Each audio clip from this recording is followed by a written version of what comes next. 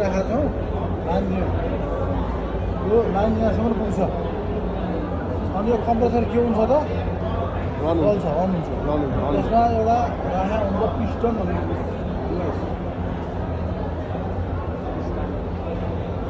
त्यो पिस्टनले के गर्छ ग्यासलाई अथवा यस्तो के गर्छ त प्रेस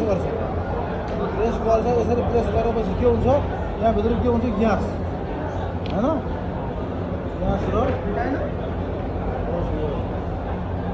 ग्यास र तेल हुन्छ अब त्यसरी प्रेस गर्दाखेरि त्यो ग्यास के हुन्छ त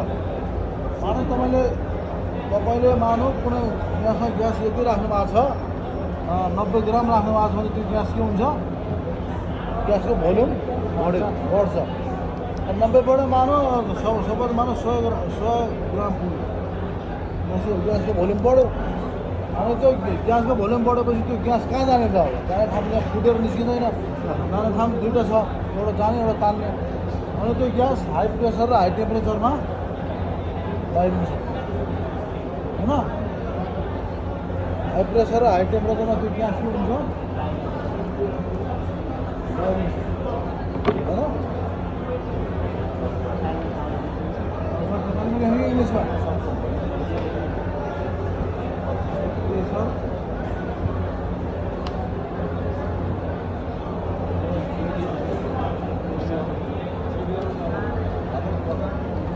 यो ग्यास हाई प्रेसर र हाई टेम्परेचरमा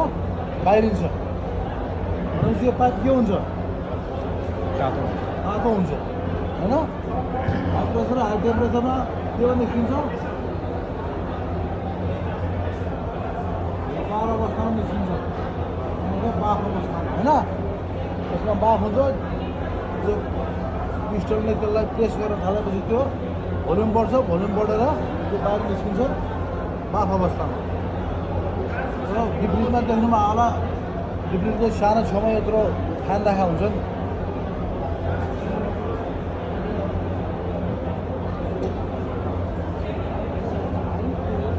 होइन यहाँबाट ग्यास बाहिरियो होइन के अवस्था कुन अवस्थामा बाहिरियो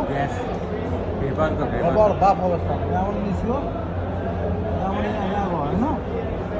अब यहाँबाट जाँदाखेरि हेर्नुहोस् है त्यो हाई प्रेसर हाई टेम्परेचर ग्यासमा के हुन्छ त्यो कस्तो हुन्छ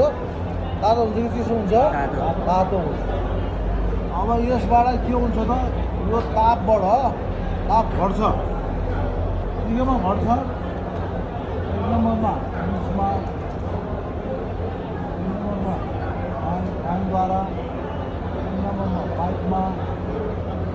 4 नम्बरमा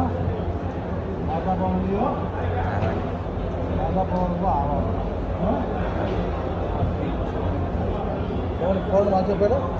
तपाईँले अलिअलि थाहा छ अब यहाँबाट हेर्नुहोस् है 1 नम्बर फ्रिजमा यसको हिट लस भयो भनेको ताप खर्च भयो 2 नम्बरमा फ्यानले खर्च गर्यो 3 नम्बरमा वातावरणको हावाले खर्च गर्यो होइन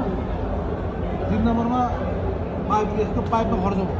4 नम्बरमा वातावरणको हावामा खर्च भयो भनेपछि अब यो यसको हिट के भयो त सेलाउँदै गयो घट्यो होइन घटेपछि यहाँबाट निस्किँदाखेरि के हुन्छ त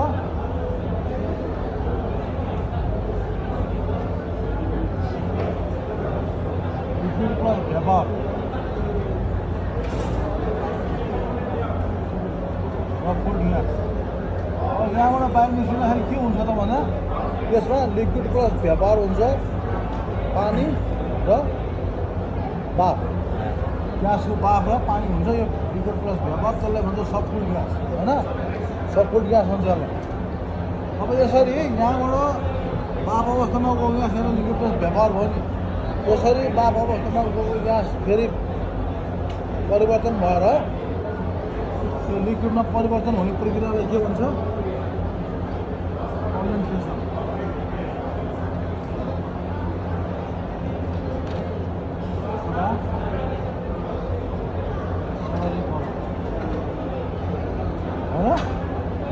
तरल भयो अब बाफ र तरलको मिश्रण होइन भेपर मिक्सचर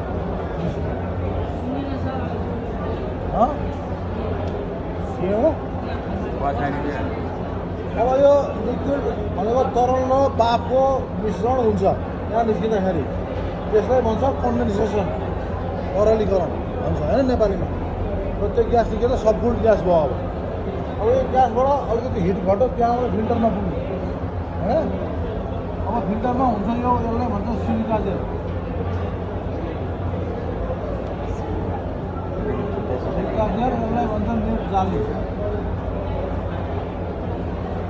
अब त्यो प्योर यहाँबाट गएको ग्यास सिलिका जेलमा पुग्यो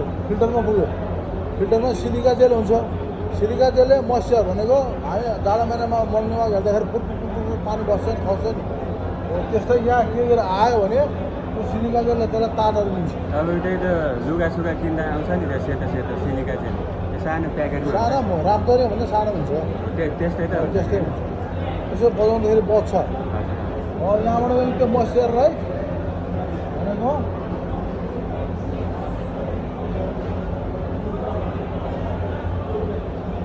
यो मोइस्चरमा के मोइस्चरमा यसले तान्छ सिलिका जेलले तानेर सोसेर लिन्छ होइन अनि त्यसपछि यहाँबाट गएर यो ग्यास यहाँ जान्छ कहाँ हो जाली यो जाली चाहिँ जालीबाट डस्ट पार्टिकल भनेको धुलोका कणहरू करेन्ट मेटेरियल यो सिस्टमलाई नमिल्ने पदार्थहरू छ भने त्यो जालीले तानेर लिन्छ र यहाँबाट प्योर ग्यास होइन अब यो प्योर ग्यास गइसकेपछि यो कहाँ पुग्छ क्यापिलर ट्युबको वाल यो कपालको रौँदो त मसिनो हुन्छ एउटा कपालको रौँदो होइन अब त्यो कपालको रौँदो त्यो मसिनो पालमा यो गएपछि त्यसको के हुन्छ त के हुन्छ प्रेसर बढ्छ प्रेसर बढ्छ नि तपाईँको ठुलो पाइपबाट सानो पाइपमा जानु प्रेसरले के हुन्छ बढ्छ प्रेसर ड्रप हुन्छ भनेको खर्च हुन्छ अब यो क्यापिलर ट्युबमा प्रेसर खर्च हुन्छ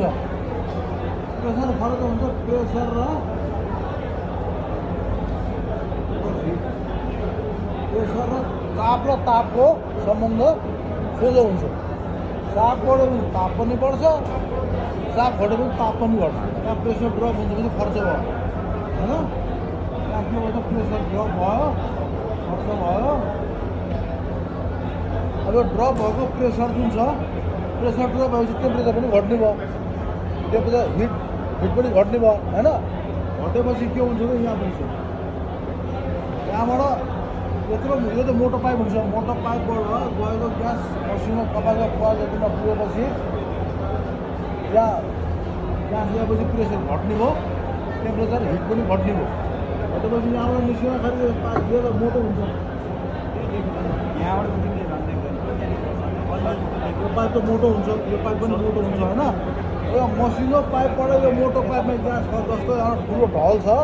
तपाईँले पानीको पाइपबाट हिँड्नुभयो त्यहाँ पानी हाल्नु भने के हुन्छ प्रेसर कम हुन्छ त्यहाँ पनि यहाँ पुग्दा पनि प्रेसर कम भयो यहाँ पनि हिट टेम्परेचर कम भयो अनि कम भएर यहाँबाट गयो तर यो कम्प्रेसर यहाँबाट सुस गरेर खाली गएको पाइप ग्यास यहाँबाट गएको ग्यास प्रेसर एकदम कम छ उसले कम्प्रेसरलाई तान्ने काम गरिरहेको छ त्यो ग्यासलाई चाहे उसले प्रेसर कम होस् बढ्यो मतलब छैन त्यो तान्ने यहाँबाट फाल्ने यहाँबाट तान्ने उसले काम गरिरहन्छ अनि यहाँबाट त्यो प्रेसर कम भएको ग्यासलाई तान्ने अझ प्रेसर डाउन हुन्छ अनि लगभग यहाँ पुगेपछि त्यो ग्यास फ्रिजफलहरू यसो गराउँछन् हो ग्यास त्यो ग्यास के हुन्छ त बोइल हुन्छ यहाँ पुगेपछि इभापोरेट हुन्छ होइन इभापोरेट भइसकेपछि त्यो ग्यास के हुन्छ पानी बसाल्दा बाफ के अरे बाफ भन्दैन मुलेपछि त्यो पानी यहाँबाट गएको यो ग्यासको अवस्था के हुन्छ यहाँ गएपछि बाफ भन्छ होइन भेपार अनि यो भेपार स्टेटमा यहाँबाट गएपछि भेपार स्टेटमा नै बस्छ यहाँ तातो हुनाले यहाँ के हुन्छ त यो कन्डेन्सरमा यहाँ सुपर हिट हुन्छ यहाँ पनि उम्लिन्छ उम्लेपछि के हुन्छ यहाँ पनि सुपर हिट हुन्छ यहाँबाट पनि सुपर हिट हुन्छ कन्डेन्सरमा पनि तपाईँको सायद ठ्याक्कै चिसो हुने चाहिँ कहाँनिर चिसो हुन्छ चिसो हुने र बिचमा सोझोबाट आउने ताप भइसक्छ चिसो त मान्छे चिसो हुनु खोज्छ नि चिसो पानी कसरी होइन कुलिङ बक्सको दोस्रो लाइनदेखि चिसो हुन थाल्छ होइन चिसो भएर यहाँ के हुन्छ र कुलिङ प्रोड्युस हुन्छ होइन दुईतिर एउटा इभापोरेटरमा हुन्छ एउटा इभापोरेटरको बिजतिर एउटा डिस्चार्ज लाग्ने सुपर हिट भनेको के बोइलिङ टेम्परेचरभन्दा माथिको तापक्रम उम्लेको तापक्रम भन्दा पनि माथिको तापक्रमलाई सुपर हिट भन्छ होइन र यो लेख्ने एकचोटि हेर्ने एकचोटि बुझ्नु खोज्ने होइन म एकचोटि बाहिरमा भएँ हस्